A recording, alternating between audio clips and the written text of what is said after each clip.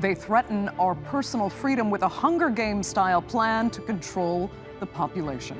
You have no right to do this to limit the way that people can move around their city. That is the so-called climate tyranny or green tyranny, where individual civil liberties are stripped away under the pretext of solving climate change.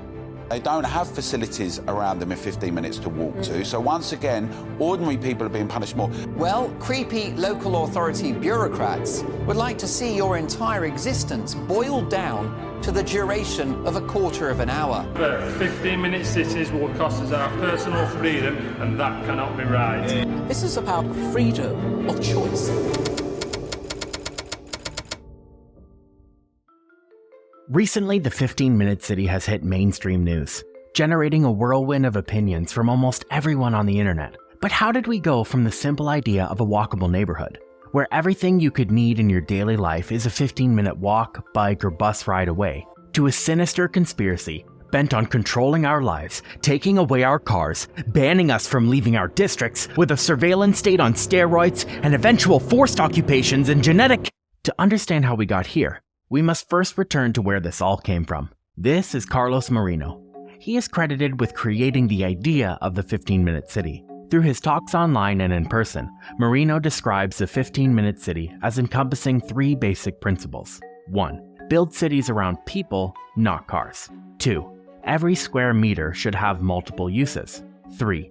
Neighborhoods are for living, working, and playing. So what does this look like in the real world?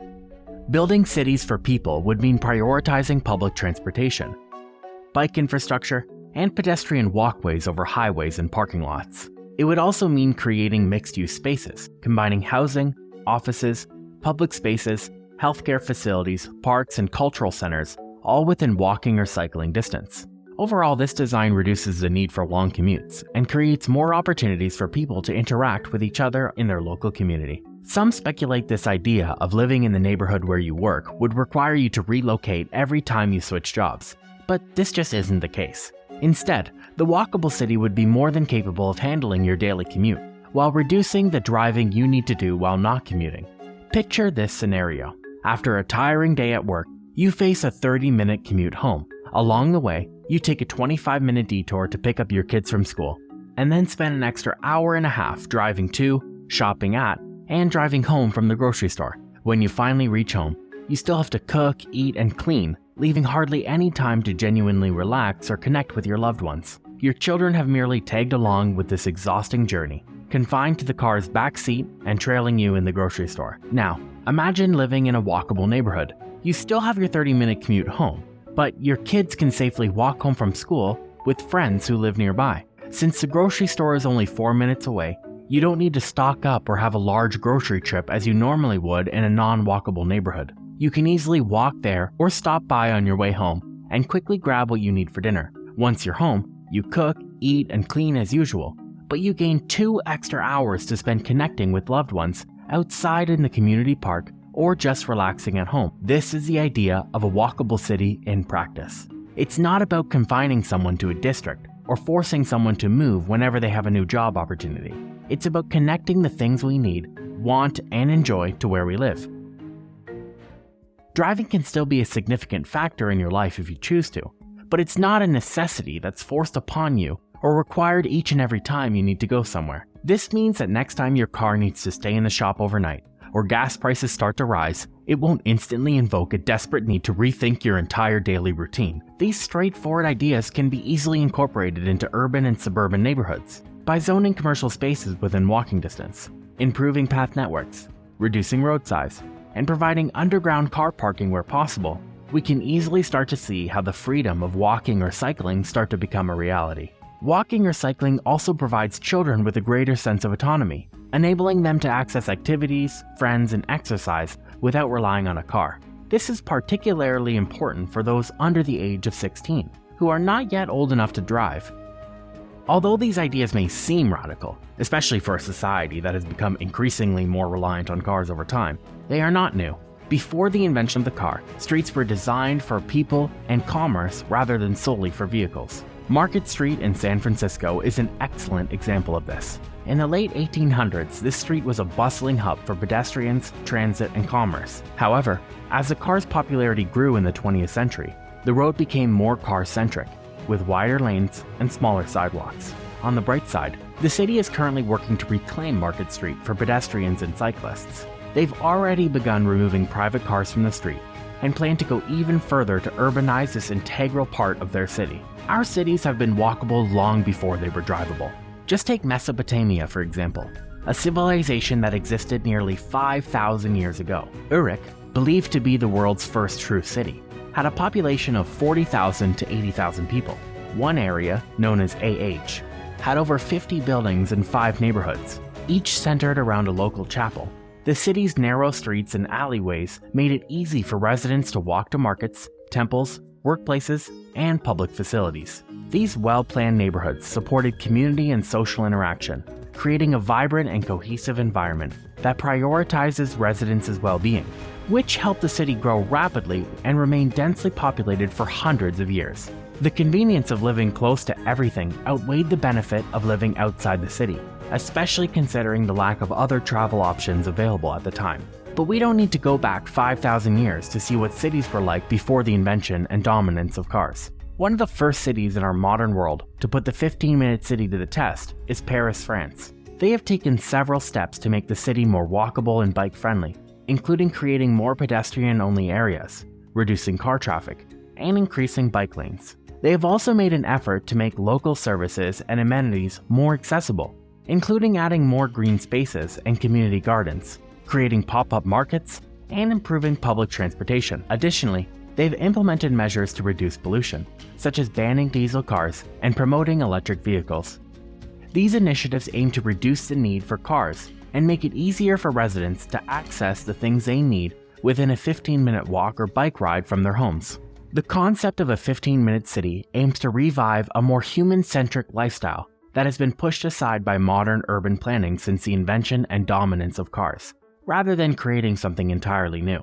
These plans do not require the complete ban on cars to be effective. Instead, they aim to reduce our reliance on cars for everyday tasks, reserving them for those extended road trips to visit family members who live outside the transit network, or for vacations where hitting the road is the goal.